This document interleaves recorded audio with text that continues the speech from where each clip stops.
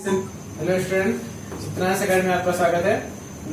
हम जैसा कि इसमें मेंसुरेशन से रिलेटेड सारे जो प्रीवियस ईयर के क्वेश्चन हैं वो हम करा रहे हैं। तो उसमें का जो है पार्ट 8 मैंने हम करा चुके हैं। उसका नेक्स्ट पार्ट जो है हम आज बताने चल रहे हैं, क्योंकि इसमें भी मोस्ट इम्पोर्टेंट जो 5 क्वेश्चन एवरी वीडियो में हम करा रहे हैं, उसमें से आज 5 क्वेश्चन लेकर के आए हैं जो इम्पोर्टेंट है, जो आए हुए क्वेश्चन है। उसमें से पहला क्वेश्चन चलिए हम देखते हैं। और हमारे क्वेश्चन हमारे वीडियो को देखने से पहले उसको लाइक करें, शेयर करें और सब्सक्राइब करें।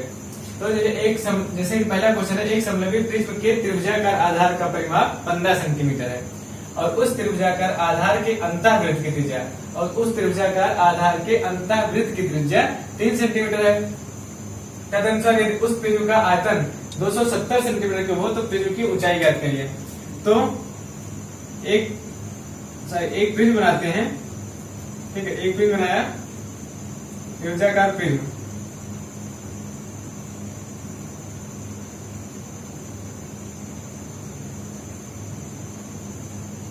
ठीक है। ये त्रिभुजाकार प्रिज्म हो गया। बेस आधार जो है त्रिभुजाकार है,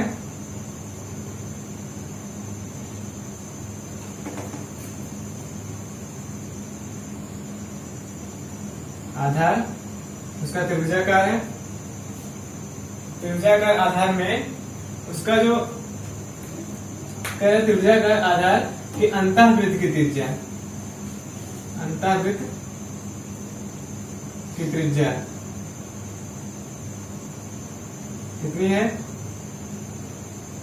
3 सेंटीमीटर। तो ये त्रिज्या 3 सेंटीमीटर है और इसमें दे रखा है कि आधार का जो परिमाप है, ये आधार है, आधार त्रिभुजाकार है। तो आधार जो त्रिभुजाकार है इसका परिमाप जो दे रखा है 15। मतलब अगर ये आधार ए बी सी है, A B plus B C plus C A, कितना हो जाएगा? 15 सेंटीमीटर हो जाएगा, ठीक है। तो इसमें निकालना है कि आधार का प्रिज्म के आधार का क्षेत्रफल कितना होगा। तो प्रिज्म के आधार का क्षेत्रफल निकालने के लिए, क्योंकि प्रिज्म का जो आधार है वो किस तरीके से है, वो त्रिभुजाकार आधार है, तो प्रिज्म के आधार का क्षेत्रफल, प्रिज्म के आधार का क्षेत्रफल निकालेंगे। 1/2 ये है, इस आधार जो बनेगा, प्रिज्म का आधार जो बनेगा A B B C D E F and O, ठीक है।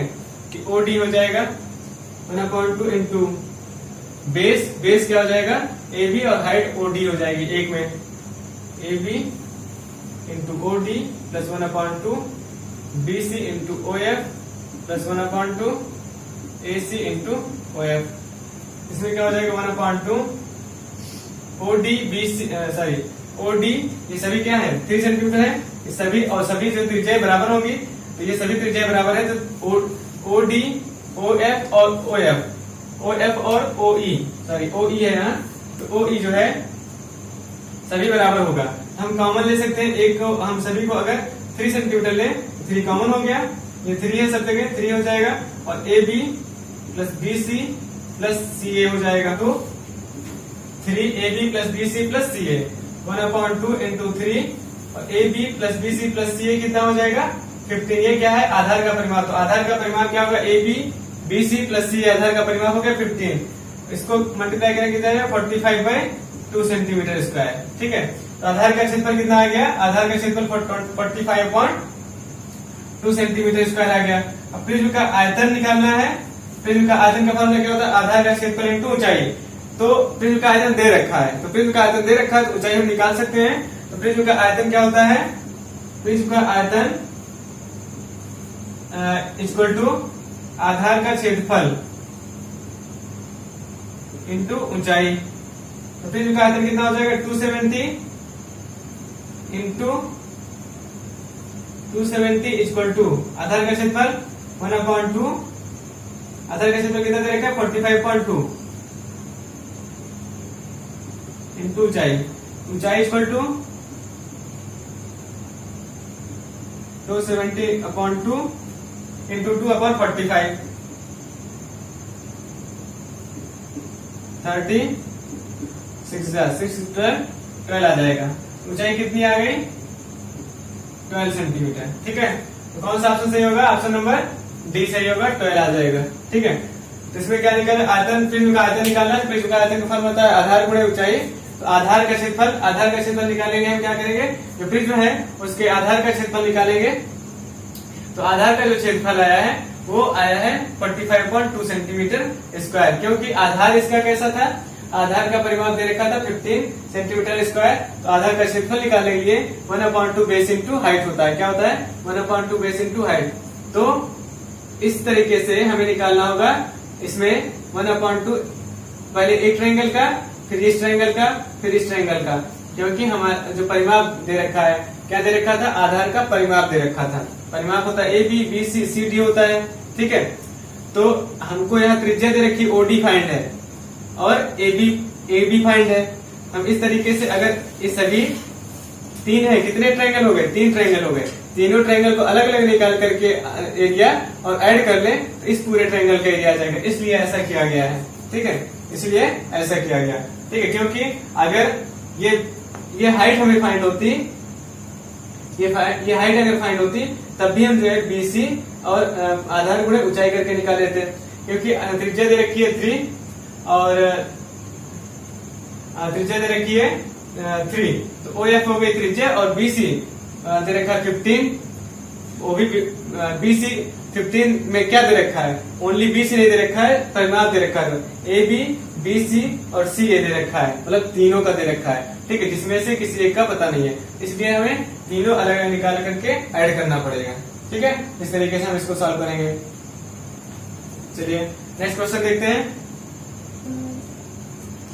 तो इसमें जो है आएगा कितना आ जाएगा? इसमें 12 सेंटीमीटर आ गया। इसको इस तरीके से सॉल्व करेंगे, कितना आएगा? 12 सेंटीमीटर। उसके बाद इसको मैंने फिर जो बताया अभी कि मैंने निकाला है कि अलग अलग, इसको एक दूसरे तरीके से भी निकाल सकते हैं। कैसे? कि पता होता है कि देखिए इसमें जो एरिया है, ठीक है, परिमाप दे रखा है समलंबित त्रिभुजाकार है, समलंब समान लंबाई का त्रिभुजाकार त्रिभुज है। 15 है तो सभी की साइड कितनी आ जाएगी? 5 आ जाएगी। परिमाप कितना है? 15। तो सभी के अलग अलग निकालेंगे, कितना आ जाएगी? 5 आ गई। अब यहाँ दे रखा त्रिज्या, तो त्रिज्या इसके अंदर एक सर्किल बनाया गया, कितनी त्रिज्या का? 3 का। तो सर्किल कहाँ बनाया जाता है? इससे लेकर के बनाया जाता है। तो इसकी जो रेडियस होगी कितनी हो जाएगी? 3 हो गई। 3 रेडियस हो गई। अगर ये 3 है तो ये कितनी हो जाएगी? डबल उसकी हो जाती है 6। तो पूरी लेंथ कितनी हो गई? 9 हो गई। अगर पूरी लेंथ 9 हो गई, इस ट्रायंगल में ऐसे पूरी लेंथ कितनी हो गई? 9 हो गई और ये कितनी हो गई? 5। इस बेस का हम निकाल सकते हैं। फिर जो आधार है ना इसका 1/2 बेस इंटू हाइट, तो 1/2 बेस इंटू हाइट। तो इसको पूरा हटा करके हम क्या निकाल सकते हैं? 1/2 बेस कितना है? 5 आया और हाइट कितनी आ गई? 9 आ गई। इस तरीके से 45/2 सेंटीमीटर स्क्वायर। इसको न पूरा करके हम डायरेक्ट, अगर मुझे रेशियो फाइंड हो कि उसके जो रेशियो मीडियन होता है वो किस रेशियो में इंटरसेक्ट करते हैं, अगर ये फाइंड है, इस तरीके से हम फाइंड कर सकते हैं कि उसका आधार का क्षेत्रफल निकालेंगे कि उसका आधार जो है बेस एक सभी साइड का 5 है, तो बेस 5 हो गई और हाइट उसकी 9 हो जाएगी। 3:6 में पूरी हाइट कितनी हो जाएगी? 9 हो जाएगी। इस तरीके से 45/2 आ जाएगा। तो हम चाहें तो अलग अलग करके, मुझे नहीं पता था, अगर नहीं फाइंड कर पा रहे हैं तो हम क्या करेंगे? इसको अलग अलग करके निकाल ले। इस ट्रायंगल का एरिया निकाले, इस ट्रायंगल का एरिया निकाले, फिर इस ट्रायंगल के तीनों ऐड कर दे, तब भी आधार आ जाए, आधार का एरिया आ जाएगा। अदरवाइज अभी जो मैंने बताया रेशियो निकाल करके उससे भी आधार का एरिया आ जाएगा। इसको पूरा नहीं करना होगा, 45/2 सेंटीमीटर स्क्वायर इस तरीके से भी आ जाएगा। उसके बाद ऊंचाई से मल्टीप्लाई कर देंगे। तो हमें ज्यादा आसान क्या होगा? हमें ज्यादा आसान जो होगा वो यही होगा जो रेशियो है। ऐसे होगा कि जो है ट्रायंगल में सभी साइड पूरे परिमाप 15 है, सभी की साइड समलंब त्रिभुज है, तो सभी की साइड 5 हो जाएगी। और ये कितना है? 3 है, तो ये कितना हो जाएगा? 6 हो जाएगा। डबल 2:1 के रेशियो में इंटरसेक्ट करता है, तो 3 कितना हो जाएगा? 6। टोटल हाइट कितनी हो जाएगी? 9 और ये बेस 5। फार्मूला होता है 1/2 इंटू 9 इंटू 5, तो कितना हो जाएगा? 45/2 हो जाएगा। और 45/2 इंटू हाइट कितनी हो जाएगी? हाइट कितनी दे रखी है इसकी? सॉरी, ऊंचाई निकालनी ही है और 270 दे रखा है। बाकी जो यहाँ सॉल्व किया उसी तरीके से सॉल्व हो जाएगा। बस इतने में सॉल्व करना है हमको।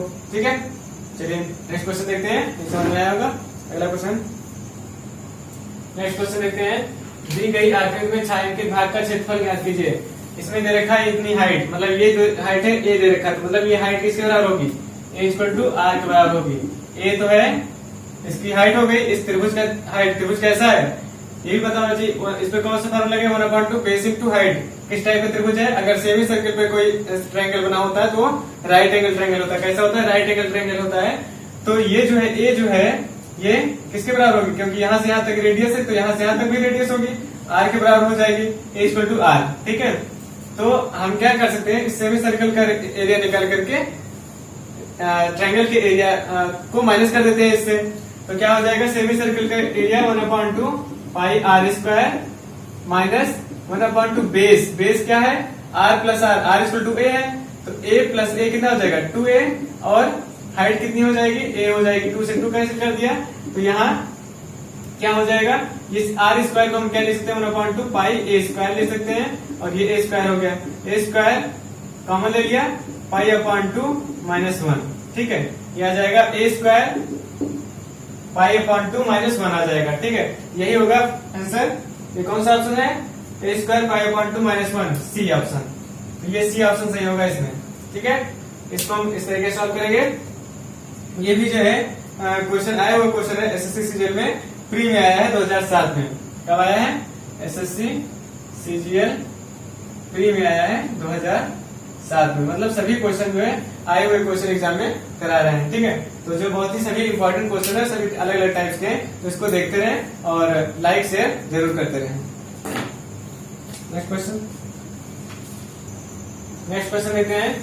निम्नलिखित आकृति में OED व OBA केंद्र O वाले वृत्त के क्षेत्र है, तो छायांकित भाग का क्षेत्रफल। तो छायांकित भाग का क्षेत्रफल निकालना है, जिसमें OAB और ODE जो है O केंद्र वाले वृत्त के एक क्षेत्र है। ठीक है, जो सेक्टर फॉर्म में है, तो इसमें एरिया निकालना है। तो हम पहले कितने का एरिया, इस पूरे का एरिया निकाल लें, फिर इस पूरे के एरिया, जो ये पूरा सेक्टर ODE सेक्टर है, इसमें से OAB हम माइनस कर दें, तो क्या आ जाएगा, ये शेडेड पोर्शन आ जाएगा। तो हमें निकालने के लिए क्या फॉर्मूला निकालेंगे, पाई आर स्क्वायर थीटा अपॉन 360। तो R1 ये हो जाएगा R1, और वो R1 हो जाएगा, और इसको R2 सपोज कर लें, तो क्या हो जाएगा R2 स्क्वायर अपॉन थीटा 360। क्या कॉमन है, पाई और थीटा कॉमन है, तो pi theta upon 360 common R1 square minus R2 square. तो पाई थीटा क्या हो जाएगा, पाई की वैल्यू होती है 22/7, और थीटा क्या होता है, थीटा है 45 डिग्री। ठीक है, 45/360, और R1 कितना है 4 का स्क्वायर माइनस 3 का स्क्वायर। तो इसको सॉल्व करेंगे, 540 55/140, एक इसको सॉल्व करेंगे, ए स्क्वायर माइनस बी स्क्वायर से एक में ऐड हो जाए, एक में माइनस हो जाएगा, इंटू 1 और इंटू 7 कितना हो जाएगा 20। ठीक है, 20 हो जाएगा, तो 55/20। अब 5 से माइनस कर दे, 11/4 आ जाएगा, 11/4 मीटर स्क्वायर। क्या ऑप्शन हो जाएगा, 11/4 मीटर स्क्वायर। सॉल्व कर कौन सा ऑप्शन सही होगा, ऑप्शन नंबर 11/4 है, ऑप्शन नंबर डी।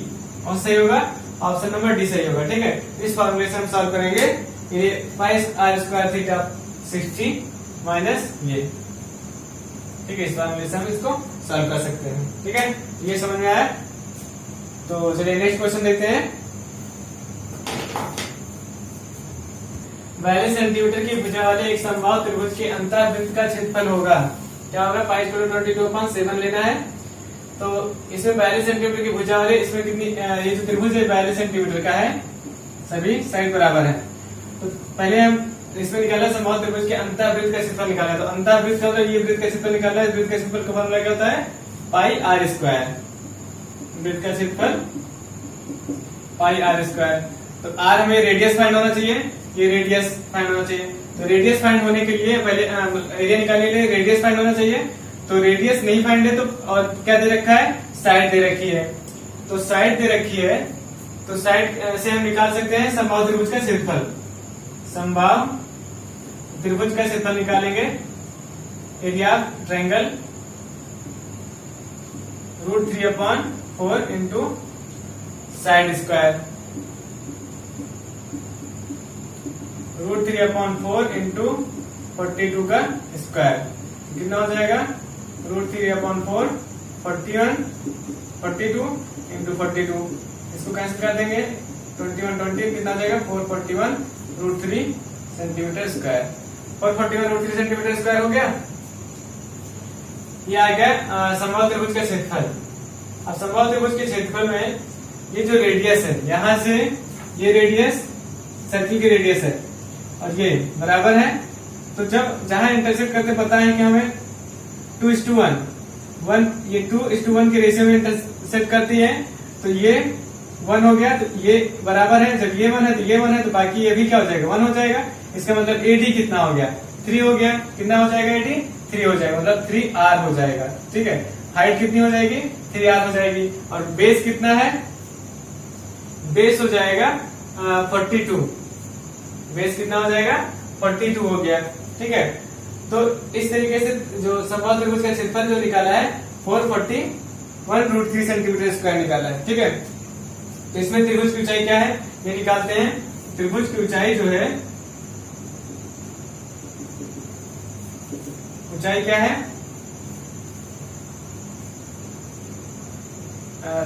त्रिभुज की ऊंचाई, इसमें त्रिभुज का सॉरी इसमें जो है हमें इसका पाई आर इसका रेडियस निकालना है, तो वृत्त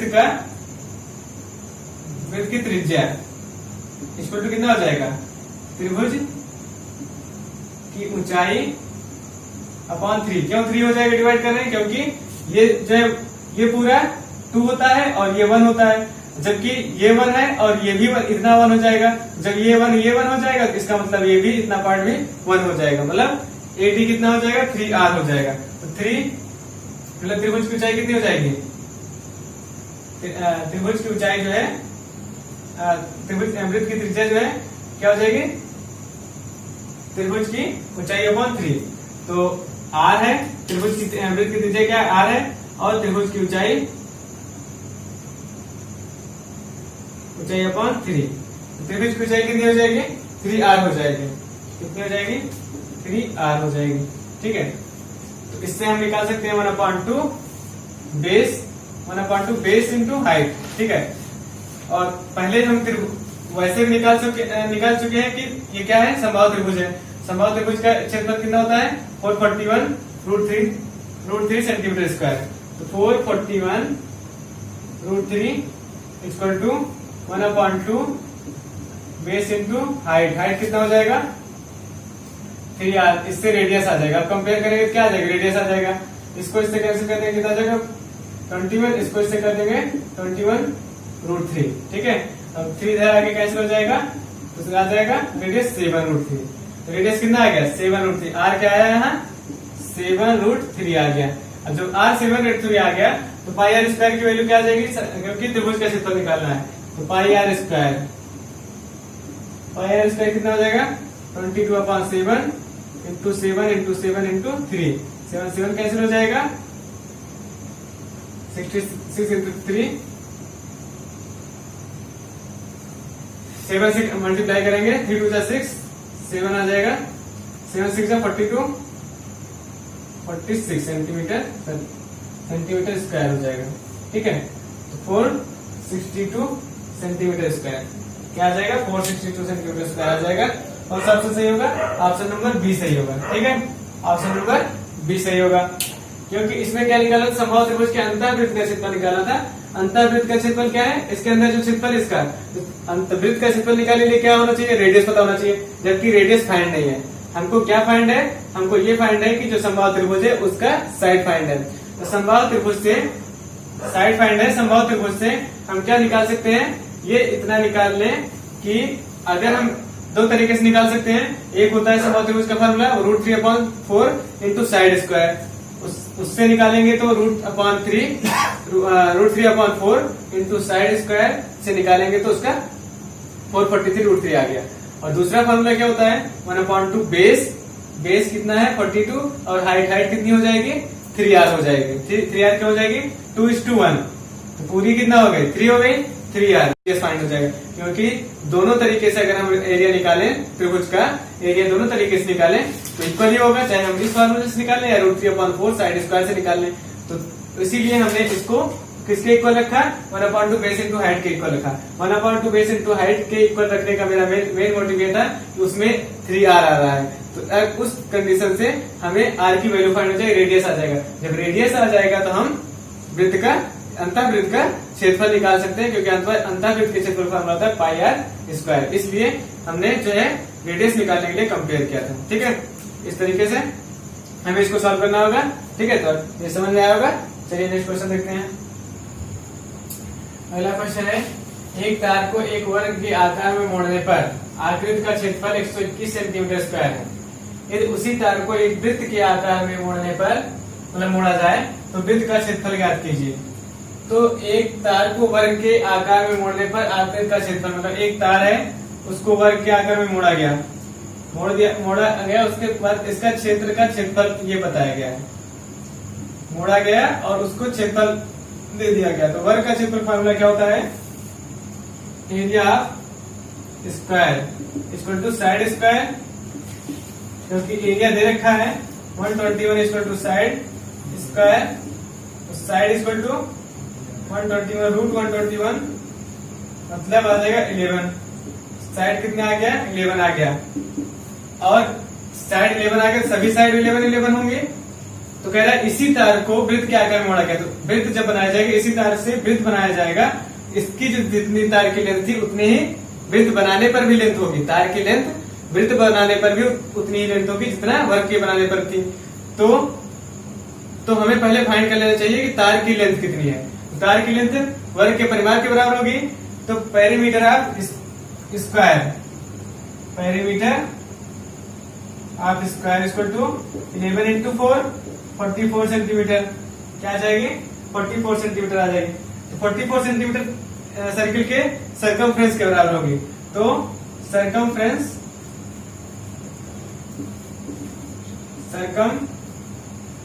इक्वल टू 44, सरकमफ्रेंस फॉर्मूला होता है 2πr equal to 44, r equal to 44 into 7/22 into 2, ये पूरा कट जाएगा। r इक्वल टू क्या आ जाएगा, 7, r 7 आ गया। ठीक है, तो वृत्त का क्षेत्रफल निकालना है, πr² लगा देंगे। πr² कितना हो जाएगा, 22/7 इंटू 7 इंटू 7, 7 कैंसिल हो जाएगा, क्या आ जाएगा 154 सेंटीमीटर स्क्वायर। ओके, क्या आ जाएगा 154 सेंटीमीटर स्क्वायर आ जाएगा वृत्त का क्षेत्रफल। तो वृत्त का क्षेत्रफल बन रहा है πr², इससे इसका एरिया निकाल देंगे, r जो 7 आ गया है, इसका क्षेत्रफल क्या आ जाएगा 154 सेंटीमीटर स्क्वायर। ठीक है, तो इसमें कौन सा ऑप्शन सही होगा, ऑप्शन नंबर सी सही होगा। टिक करेंगे। ठीक है, तो इस तरीके से इसको सॉल्व करेंगे। ये जो है SSC CGL और CHSL और SI में आया हुआ क्वेश्चन है, तो जो कि इम्पोर्टेंट है। इस तरह के कई क्वेश्चन आते हैं क्वेश्चन जो है एग्जाम में, तो इस तरह के क्वेश्चन की प्रैक्टिस करते रहें और हमारे वीडियो को लाइक करें और हमारे चैनल को सब्सक्राइब करें और ज्यादा से ज्यादा शेयर करते रहें, जिससे कि अधिक से अधिक लोगों को इसका बेनिफिट मिल सके। ठीक है, तब तक हमारे वीडियो को देख